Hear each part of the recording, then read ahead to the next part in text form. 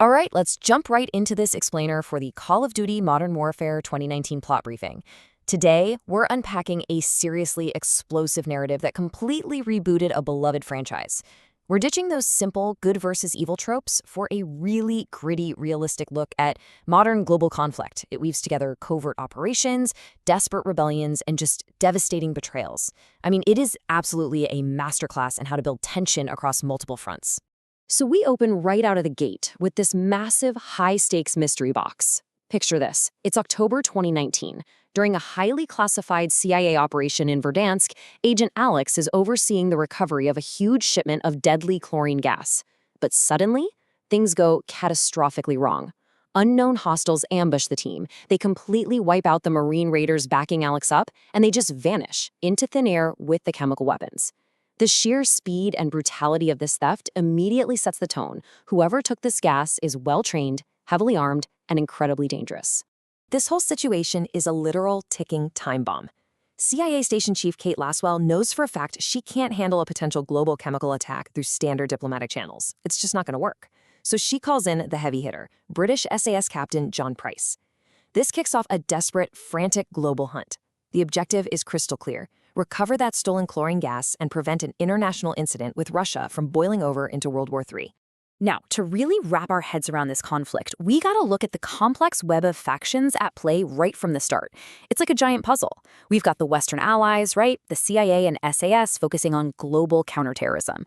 Then, in the fictional country of Urzikstan, we have the Urzikstan Liberation Force, or ULF. They're led by siblings Farah and Hadir Karim, who are simply trying to free their home. Complicating everything is Al-Qatala, which is this ruthless terrorist organization. And finally, the Russian occupiers led by a rogue general named Roman Barkov. He brutally occupies Urzikstan and treats both the ULF rebels and Al-Qatala terrorists as exactly the same thing. It is a massive powder keg just waiting for a spark. And man, that spark ignites almost immediately. The conflict violently spills right into the streets of London, proving that Al-Qatala is a rapidly escalating global threat. They launch this devastating suicide bombing right in the heart of Piccadilly Circus. It's chaotic, it's terrifying, but it brings a new operative into our story: SAS Sergeant Kyle Gaz.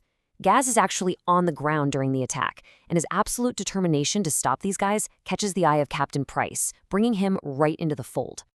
Our operatives don't take this sitting down, right? They strike back hard.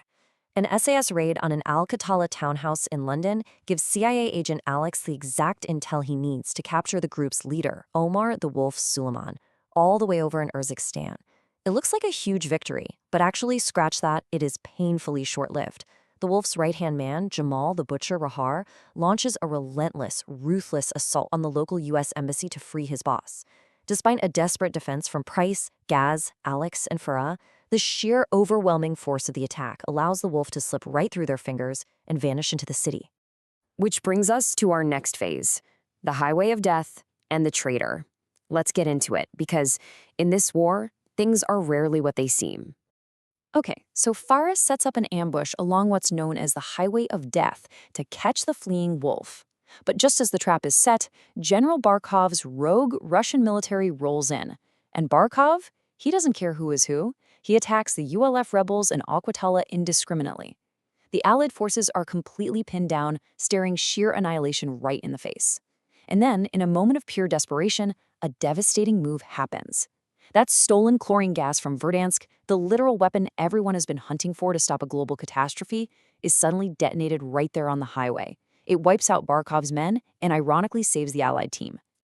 Wait, this is the twist nobody saw coming. It wasn't Al-Qatala or the Russians who stole that gas in Verdansk. It was Farah's own brother and trusted lieutenant, Hadir. He crossed the ultimate line, utilizing a weapon of mass destruction. So why on earth would he orchestrate this catastrophic betrayal? We really have to look back to figure that out. This wasn't some random betrayal. It's the tragic result of 2 decades of systemic trauma. Back in 1999, Barkov's invasion orphaned the Karim siblings. For the next 10 years, they suffered through brutal captivity in Barkov's prison camp. Just 10 solid years of absolute hell. While Farah eventually assumed leadership of the ULF and pulled off a daring prison break with Captain Price in 2009, Hadir's trajectory went sideways. By 2019, the endless war and desperation had completely fractured his resolve. It drove him to secretly ally with al-Ghatala and steal the gas, because he honestly believed extreme measures were the only way left to finally defeat Barkov.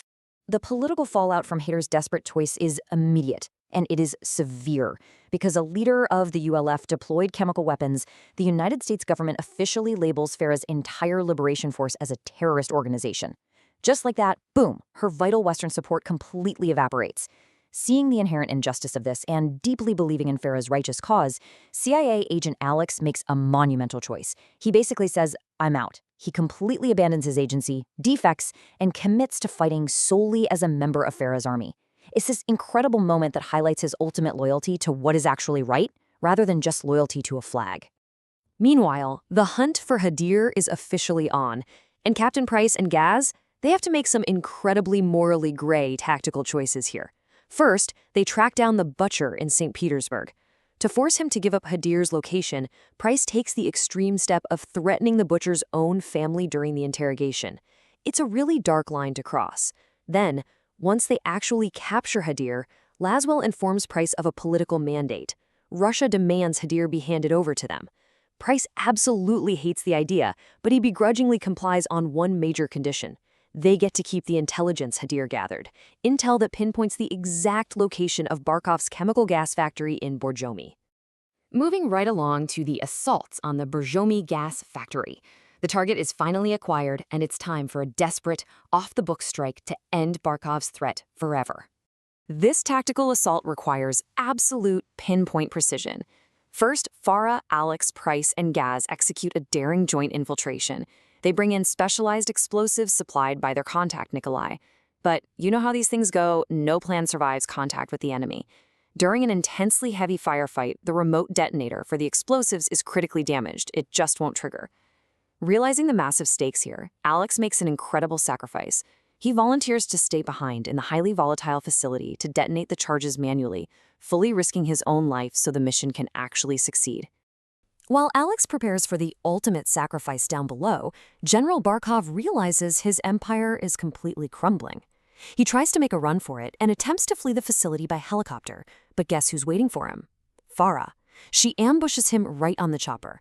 In a moment of pure, earned poetic justice, Farah assassinates the rogue general who tortured her, her family, and her entire country for 20 years.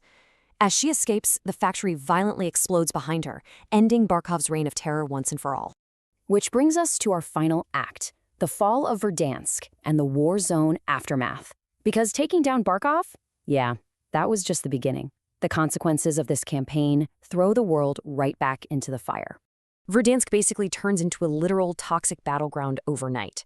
At first, a global joint armistice is formed between Western and Eastern forces to hunt down al-Qatala's new leader, Khaled al-Assad. But al-Qatala fights back hard.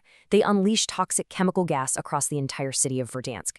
Under the crushing pressure of the gas and deep-seated mistrust, the armistice violently fractures. Former global comrades are suddenly turning their guns on each other just to survive. And into this absolute chaos, a private military group known as Shadow Company drops in. They're hunting the man funding al-Qatala's resurgence, a Russian arms dealer named Viktor Zakhaev. As the war in Verdansk spirals completely out of control, Task Force 141 operative Ghost calls for backup. And in a massive surprise, we find out exactly who answers that call. Alex is alive. Having miraculously survived the Borjomi factory explosion, he reemerges, now sporting a prosthetic leg, dropping straight into the toxic, chaotic war zone to back up Ghost. It's a huge, fist-pumping moment that beautifully ties the core campaign directly into the evolving multiplayer story. Now the stakes hit absolute maximum. Task Force 141 tracks Viktor Zakhaev to a hidden subterranean facility known as Bunker 10. Zakhaev isn't just dealing arms anymore. He has actually managed to arm a stolen nuclear missile and is preparing to launch it. Captain Price infiltrates the bunker, shoots Zakhaev, and literally throws him down the silo. With mere seconds left on the clock, Price manages to hack the terminal and abort the nuclear launch, saving millions of lives by the absolute skin of his teeth. So, as the dust finally settles from the averted nuclear disaster, Price catches his breath, only to hear a radio call crackle to life. It's a mysterious recruit named Soap, requesting backup just half a kilometer off the coast. Which leaves us with one massive, lingering question that forces us to look ahead. Just who exactly is Soap McTavish? And in a world where chemical weapons and nukes are casually in play, what terrifying new threat is waiting out there in the dark?